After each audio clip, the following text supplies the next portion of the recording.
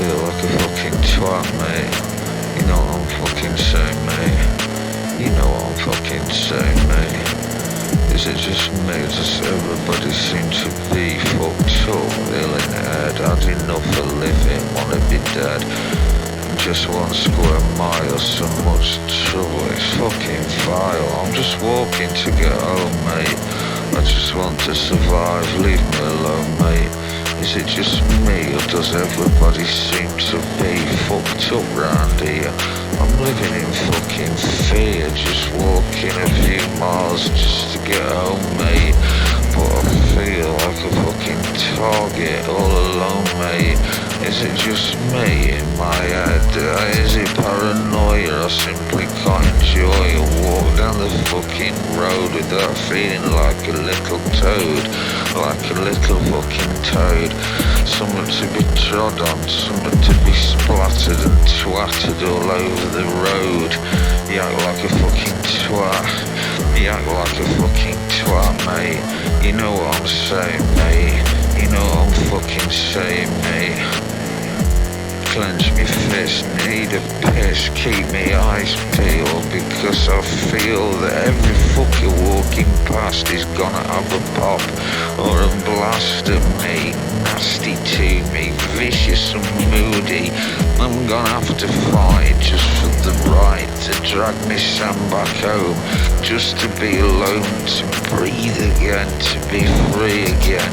And it sometimes makes me wonder how I keep from going under.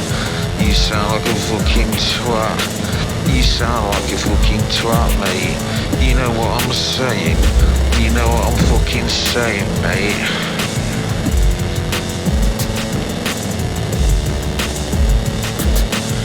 Everyone's a fucking twat, mate.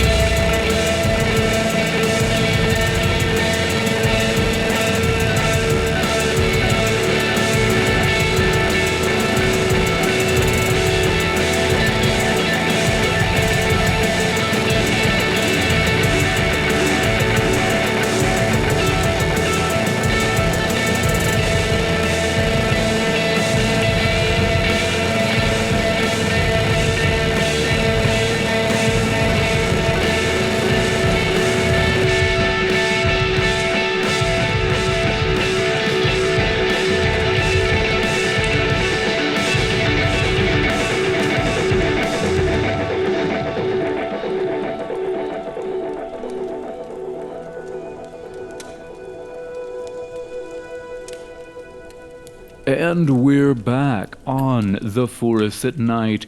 You just heard the fantastic Poundland with their track Twatted. And in the studio today, we have straight from Poundland. If you'd like to introduce yourself. Hello there, I'm Adam Stone, and I'm the vocalist and lyricist. I'm going to do a few other things as well in Poundland. There you go. Thank you for joining us. So we started this interview by playing Twattered. We closed Steve's when we did an interview with Steve of Cruel Nature a good minute back. We closed that interview with Cheshire Set. We've played Tony X Minor a couple times on the show. We're pretty big fans of you around here, and a large part of why has to do with the fact that I'm gonna be real, it's the name. It's the name of the band and the brilliant cover art. And I want to start by asking about the cover art because you are also in another band called Dead Sea Apes. Yeah. And the art for Dead Sea Apes looks like it's done by the same dude. Is that one of your own, or is that you drawing that, or is it a buddy of yours? Who does this? That dude, Sarah, is me. Hell yeah. Yeah, so all the releases that are billed as Adam, Stone, and Dead Sea Apes, I provide the artwork for the covers. Yeah. So when you're working through these illustrations, because I mean, just starting with Poundland, it's very sparse ink with very almost like, I don't want to say schizophrenic because that's pretty fucking ableist, but very discombobulated, disorganized line work that very much sounds like the discombobulated, borderline disembodied vocals on the record. Very, mixed low in the mix, very, off top of the head. Do you, when you're working on a record, when you're working on these lyrics, do you create the art as you're writing the lyrics? Or does it complement the other? Yeah, that's very, very perceptive of you. I like to think the drawings form a continuum with the words and my intonation of the vocals, my delivery. So yeah, in my mind, which is not legally certified as schizophrenic, but who knows? What is it? What indeed is mad. Yeah, it all forms a kind of a continuum. It's deliberate, whether that's conscious or sometimes subconscious. But that face on the cover, oh, can't be arsed, is, I suppose, it's a face that conveys confusion and anxiety and bewilderment. And it's a face that's appeared before. It's actually based on a drawing I did for a single with Dead Sea Apes about two years ago, and that was called 21st Century Nausea. And that was a limited edition lathe cut.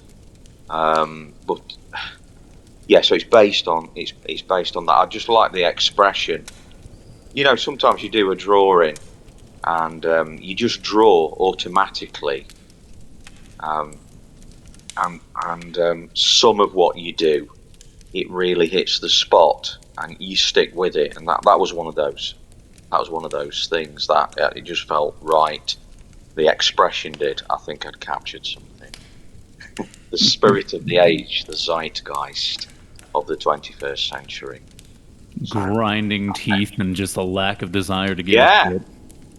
Yeah, teeth grinding. That's a good point. I didn't even actually consciously think of that, but you're right. The teeth are being ground in a kind of a stress reaction. I'm doing it now, although I'm not stressed. Don't worry, it's fine. I hope my interviews aren't that bad. No, they're not. They're not at all. I was a little apprehensive before an interview.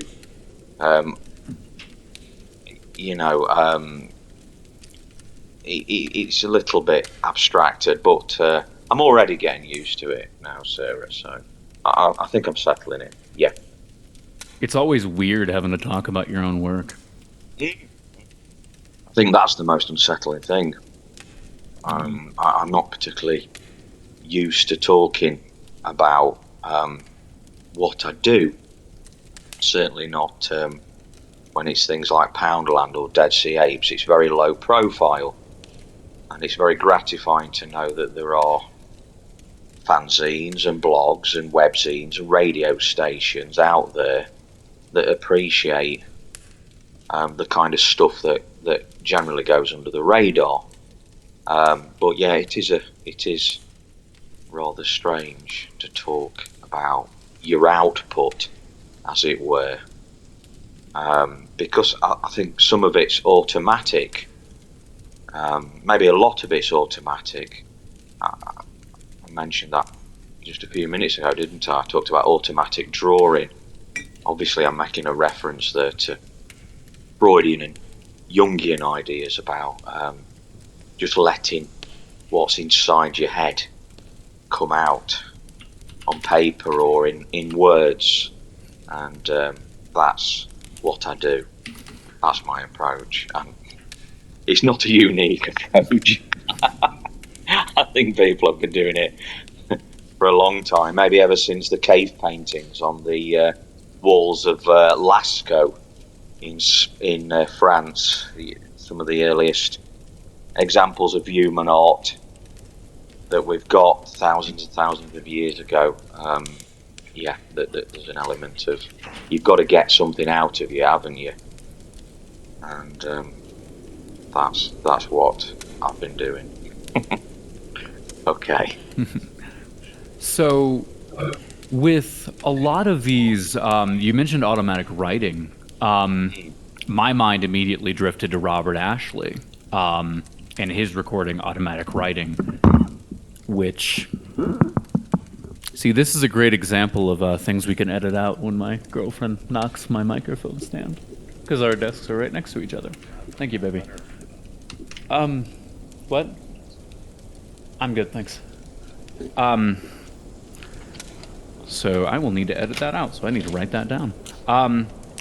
But my mind immediately goes to Robert Ashley's Automatic Writing, which is a record that he recorded, which starts with the track Automatic Writing 1979, which is him kind of working through, a bunch of, things inside of his head by mashing up different vocal tracks and, from different languages and just kind of compiling them together and slamming them together to kind of create an atmosphere of unease. And the reason I bring this up is not just to reference a hipster-ass album, but also because I want to talk about the production on Poundland. If there is a... God, if there is a style of production, if there is a name for just mashing together anxieties, it is absolutely what Nick Harris is doing here. Do you folks, between your vocals, between your lyrics of, anxiety and of social malaise and all these other things, and his just, do you guys sit down and do you confront him with lyrics and you're like, here's some lyrics, make some of the most disjointed shit you can make, or does he provide you with the soundscape first? And then you're just like, all right, we're just going to make some anxiety. That's a very good question. The latter. He's roughly 10 miles away. I do physically kind of see him as well. I get in a car and go over and see him in his house on the edge of Manchester. So I'm on the edge of Manchester, but I'm a little bit further out. It's a bit more of a rural setting. And Nick's living just on the edge of the city in the Stockport area. I don't know if your listeners are familiar with Manchester, England, but I'm sure they probably will be.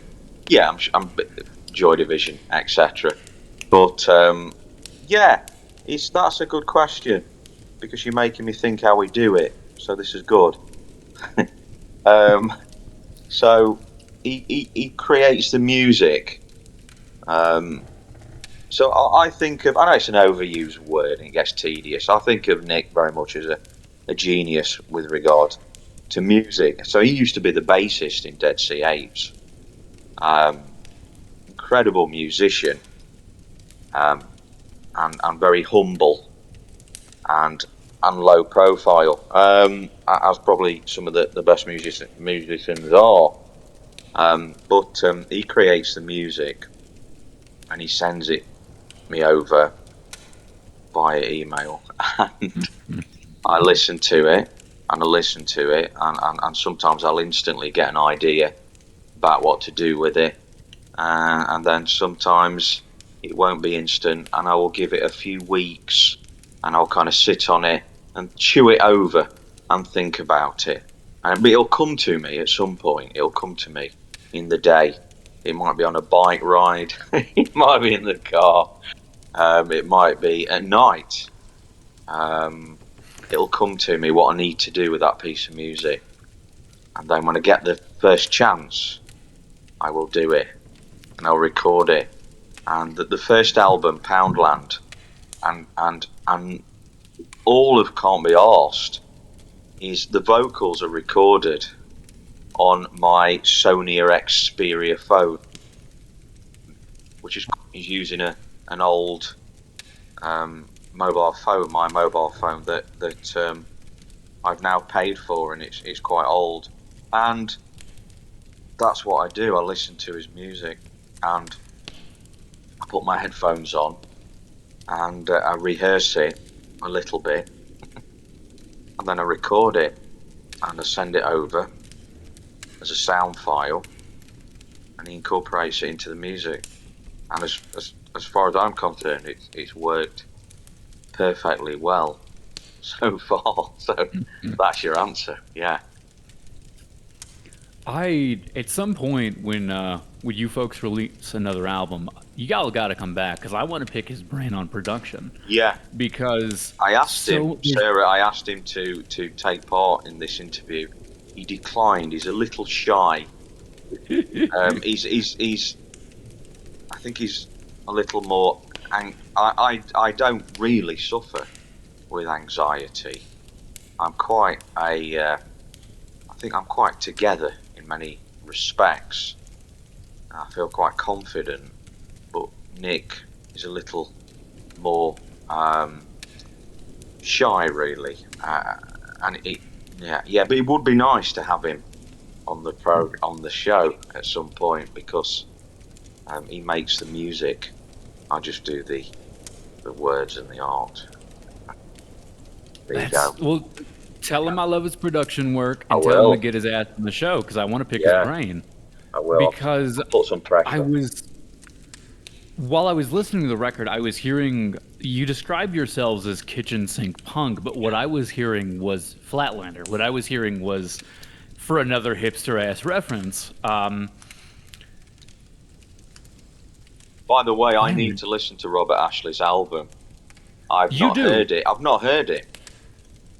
So really? thank you for that tip.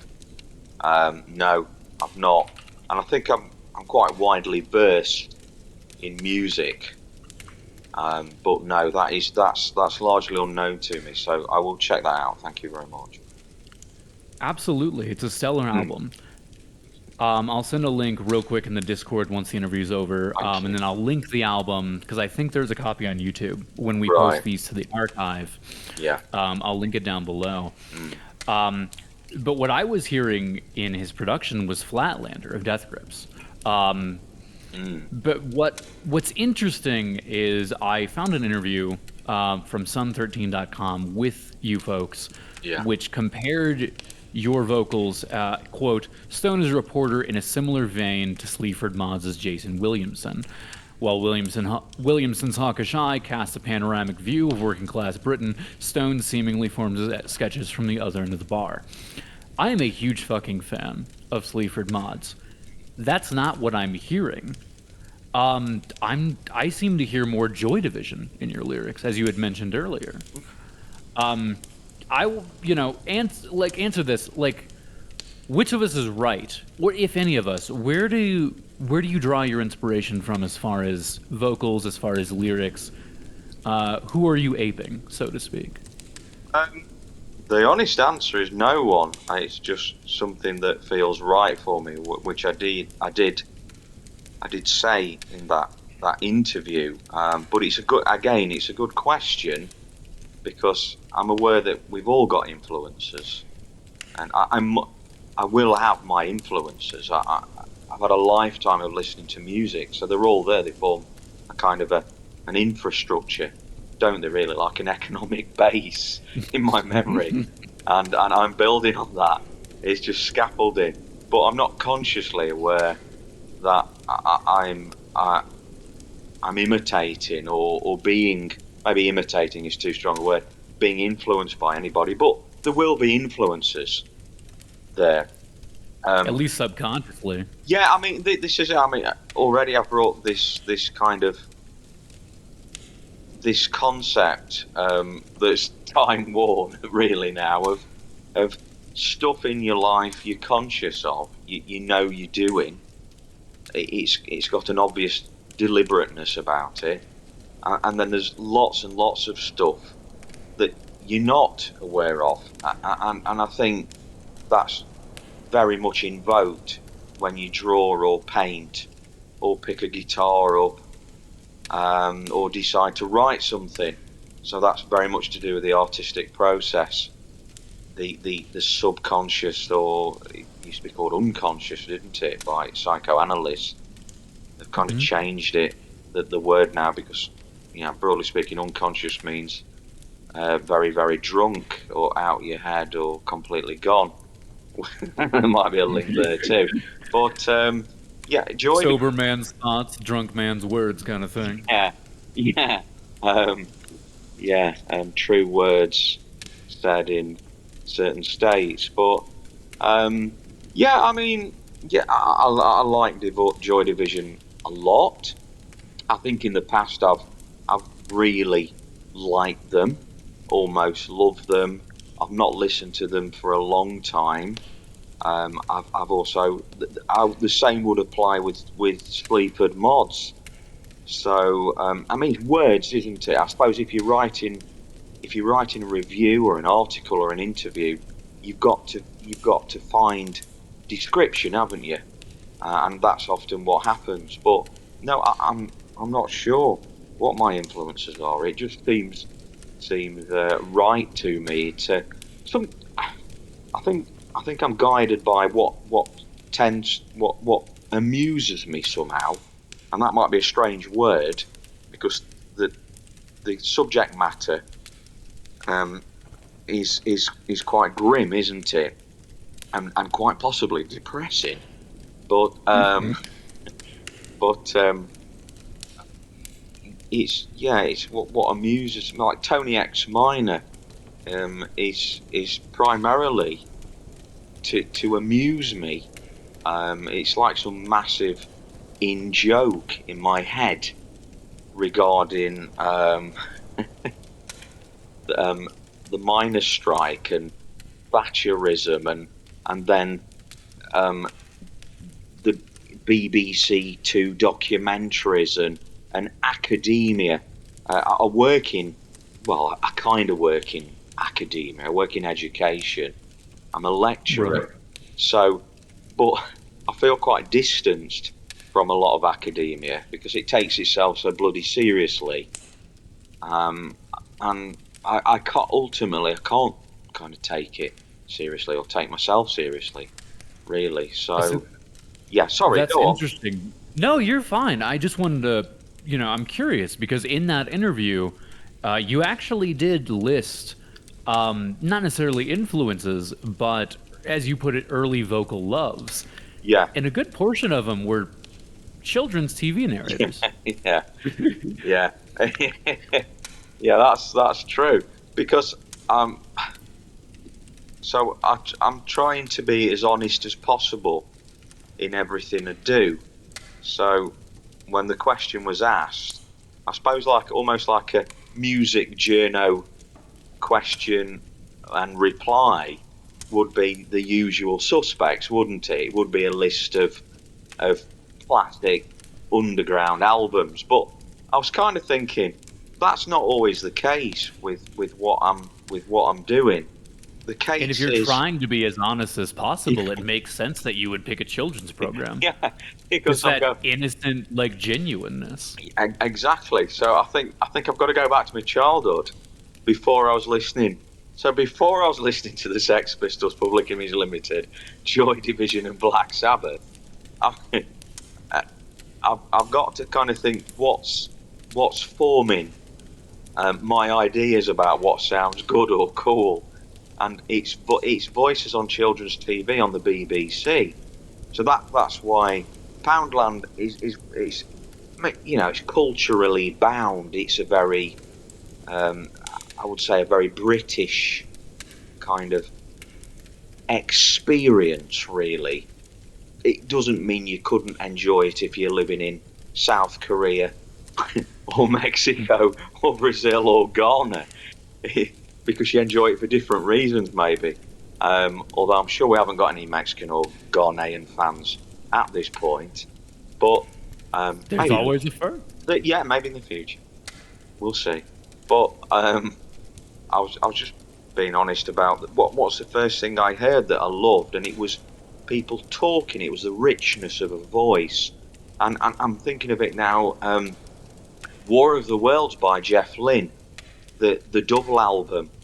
I don't know if you've heard that. Fucking classic. Yes. Yeah. Now, I was bought that for Christmas when I was about 7 or 8 years old, and I've always been a science fiction and horror fan, and fucking hell, it blew my head off. And it still does. I can't listen to it now. It's too nostalgic. It's too beautiful. It's painful for me. I've got so many memories associated with it. But again, it's music and a voice, a narration. So because you've asked me that question, you're really making me think about it, which is good. So it's War of the Worlds. I said John Cale talking over the music on The Gift, on White Light, White Heat by the Velvet Underground. And another track I wanted to bring up on that Sun 13 interview, but I wrote it up quick and it was gone, and that's the way it should be. But it was Reality Asylum by Crass, and it was Eve Libertine's voice, and the noise in the background. I don't know if you're familiar with it, but that was a huge influence as well, thinking about it now. So yeah, I've just got quite enthused there talking about the voice, and that's what it's about: the voice, the human voice, the narration, the story. The story. Yeah, that's it. It's the story, isn't it? I mean, going back to the Vikings telling sagas in Iceland and Greenland, and it's that oral tradition, isn't it? Yeah, absolutely. So a good portion of your influences are in, from those stories you heard as a kid. A lot of the illustrations you have this childlike wonder to them. Yeah. Despite being very fucked up, they're very playful. You work in education. Yeah. I'm curious how much your work in education and your work teaching the youth of today has kind of rubbed off on you as far as your artistic process. Yeah a lot. Again, a very, very perceptive question. So I teach adults, okay. So the youngest people in the class are 19, so the average age is late 20s, I would say. So it's a course for adults who want to go to university. It's a great thing. I've been doing it for years and years. And when I first got the job, it kind of took me by surprise how much I enjoyed it, because I formerly used to teach teenagers. I was a proper secondary school teacher. But that's a bit depressing for someone like me, because it was all about kind of rules, and I tired very quickly of being expected to point out that they shouldn't be wearing earrings, or they got the wrong type of shoes or fucking socks on, etc. So so anyway, that lasted a few years, but then I got a break in adult education, and it's a massive influence. Again, very, very astute question, and a lot of the stories you hear, and particularly on Can't Be Arsed, the stories are the kind of narrations that I hear from my adult students about their lives, and it's just an attempt to kind of change it somewhat and write it down and record it. So, for instance, I teach a lot of adults who have mental health difficulties and challenges in life. Don't we all, to a certain extent? But you find that expressed particularly on Can't Be Arsed, the title track. Just talking about they can't get out of the house and they can't engage with society anymore and they feel isolated, and very often it's hard to get them into the classroom. So yeah, it's a massive influence. So that's what I'm doing is taking lots of people who create, I should think, is I'm taking all the stuff in my life and I'm kind of sucking it in. I'm putting it down on paper or into my trusty old Sony Xperia. So that's exactly what I'm doing. I'm listening to people's lives, and they're often tragic lives. I'm all over the globe. People struggle, don't they? They really do struggle with the challenges of life. And the good thing about what I teach as well, it's like a happy ending very often, is although they struggle over the 10 months that I teach them for, and I teach them criminology and I teach them sociology, so it's social science. Over that 10 months, if they do kind of survive the course, because quite a few people drop out, they emerge as more grown individuals, and they go on to university, and it's like a beautiful thing to see. It really is.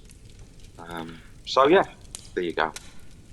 I mean, speaking from the other end of that coin, because, and I think I've mentioned this a few times in these interviews. I've definitely mentioned it a lot in my own work as a, cartoonist and storyteller myself. Right. But I was, speaking from the other end of that classroom, because I was in a lot of those classes. I got kicked out of high school. It's definitely, thank you from number one, from somebody who was one of those fucked up youths. Thank you for putting in the effort to give a shit. Especially here in America, there are just not many teachers who bother. So that is a shame. Yeah, that's why I got kicked out of high school. Yeah, yeah. And that's why I ended up being a fuck up who draws cartoons and is on the radio. So, but I mean, occasionally, there's happy endings. I'd like to think I didn't turn out too fucked up. But, coming from that perspective of I'm quite a bit younger than you, so I'm not that far removed from my youth. The trouble is nowadays, a lot of people are quite a bit younger than me. I was born. I was going to say those shows you referenced were in the 70s. I wasn't going to bring that up. No, Matt. I'll tell you what, mate. I was born in 1970. I in many respects, I still think of myself as about 22, 23. And it helps because I've not gone bald. I've kept my hair. And I think I still reasonably look like what I did in the 20s. In my 20s, not the 1920s. You ever just have one of your students refers to you like Mr. Stone, and you'll just look in the mirror and you're like, fucking hell. Well, that was high school. When I used to teach in secondary school, as we call it in Britain, that they have to call you sir. And that was, it's very British, isn't it? But yeah, that was a bit strange. But yeah, I mean, to a certain extent, I suppose we're all fuck ups, but we're human beings, aren't we? That's the beauty of it. We're raw and tender and also we can be quite tough and resilient, and we come out the other side, and that's what I've seen with my students, and it's a huge influence on me. It really is. People's voices and the stories. It must be stories. I think that's it, isn't it? It's stories. I mean, you was just telling me there a little glimpse of your story. you dropped out of high school. So, yeah, I mean, I didn't have a good experience educationally. I had the wrong attitude, and I wanted to have the wrong attitude as well. You know, I didn't want to go along with it, but I've done a lot of my learning from from my 20s and the 30s onwards. And yeah, but it's yeah, in a sense, it's like school's very often wasted on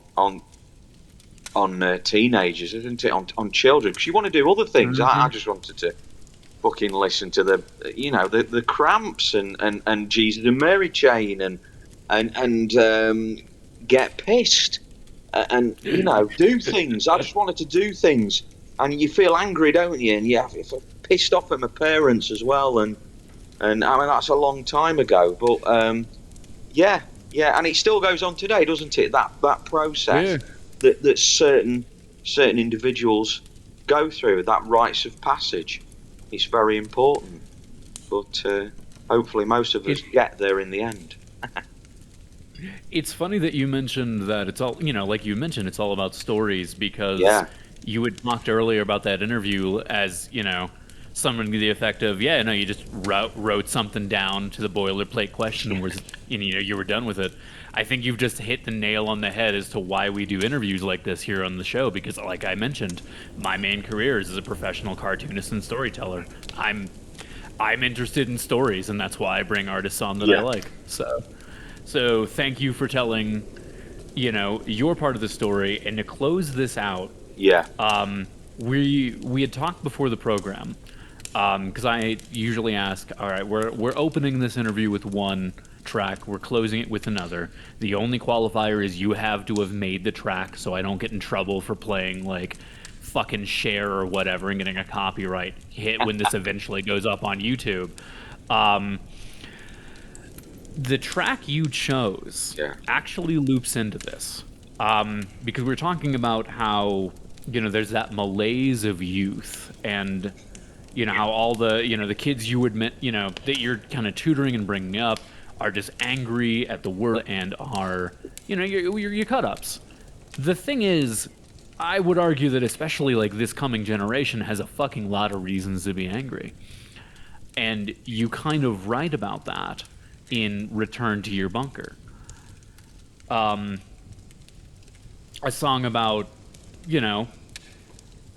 fucking what is it about? Let's have you talk about it.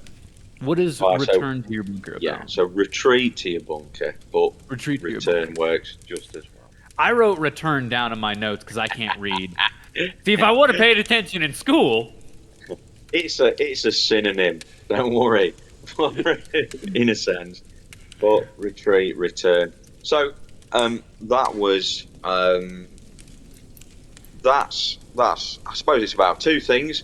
It's about so in the 1980s, like many teenagers, I had a very tangible fear of dying in a nuclear war.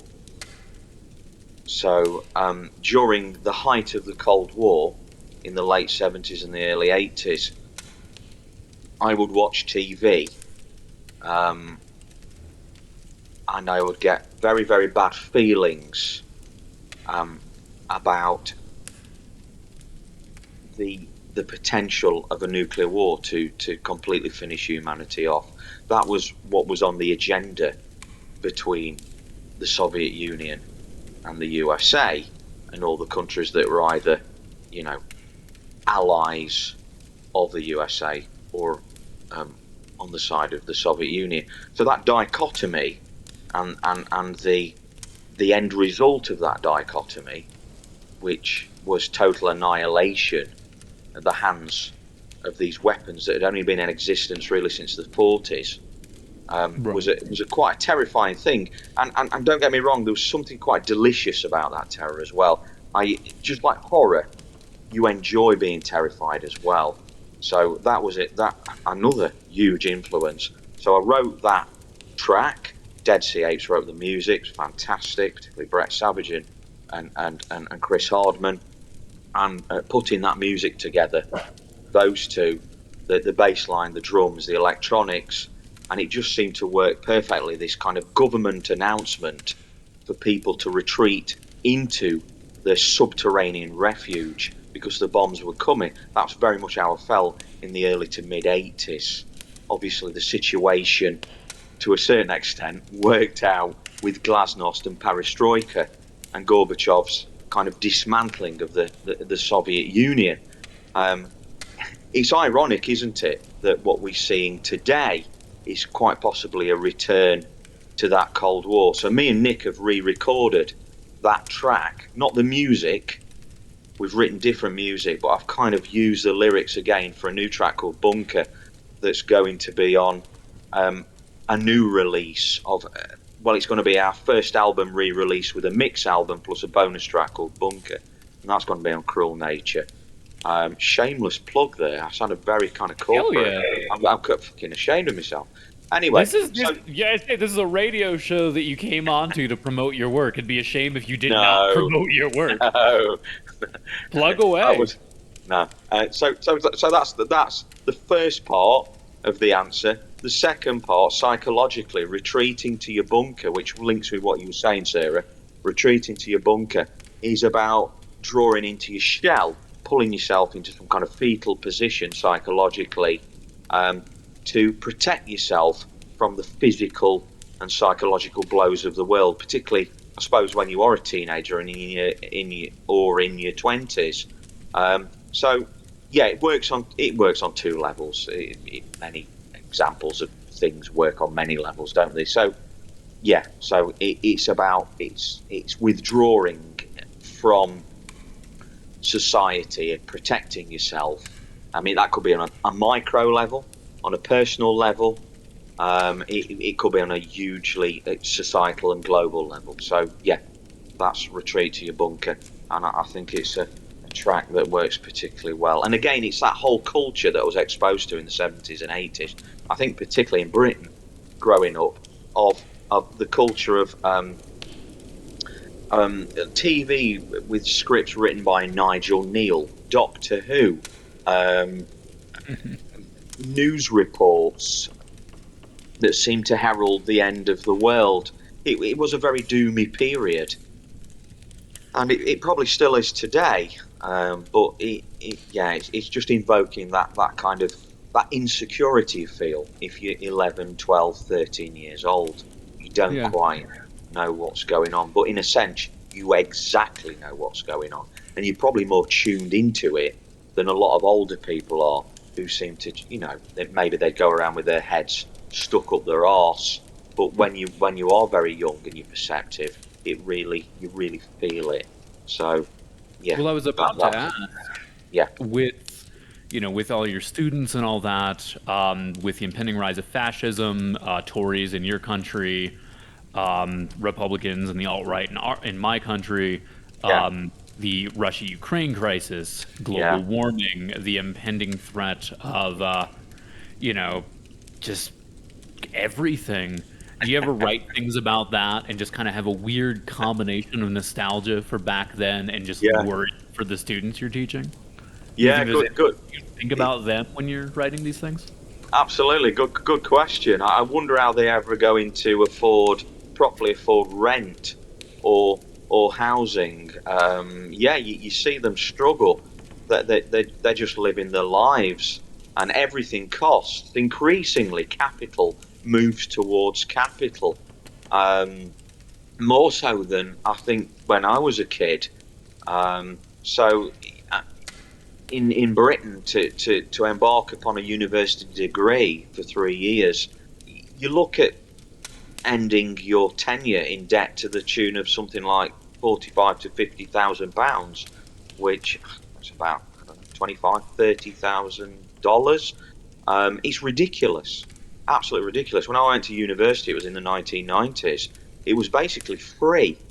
So more and more, I'm seeing, I'm seeing the benefits of paying into society, either through health services or education. I'm seeing those benefits being eroded by an elite who seem to be getting richer and richer and stronger and more powerful and insidious. And that's what a lot of my lyrics are about. So, in some ways, 50 years ago, the world was a worse place. You said it at the start of the program. I mean, certainly, racism and homophobia and sexism, for instance, were rife in the 1970s, and there's been some inroads to a certain extent towards socially liberal ideas, although not completely, as you alluded to. But so in some ways, capitalism has absorbed socially liberal ideas to a certain extent, as long as it makes money for capitalism. But so it kind of looks rosier in one way, but in another way, and particularly in the USA and in the UK, which are kind of late capitalist nations, cultures, countries, you've got this massive polarization of social class, haven't you? With intersections, obviously, of intersections of age, gender, sexual preference, ethnicity, etc. And that, in some respects, seems to be worse than when I was younger. And yeah, there you go. So yeah, there's a lot to feel pessimistic about, but we should always remind ourselves we are strong. We're human beings. We've got a voice, and this is what it's all about, isn't it? The story, the voice. We can still draw. We can still tell stories. We can still sing. We can draw anxious faces. And we can mutter pessimism into mobile phones, and that's it. Maybe that's not much, but it's all a kind of therapy, isn't it? I mean, you're taking part in the second oldest profession. Yeah, the second storytelling. Yeah. All right, Adam, thank you for coming on the show. Yes, thank you. So we're going to close the show out. This is Dead Sea Apes, Retreat to Your Bunker, right here on Radio Dark Tunnel.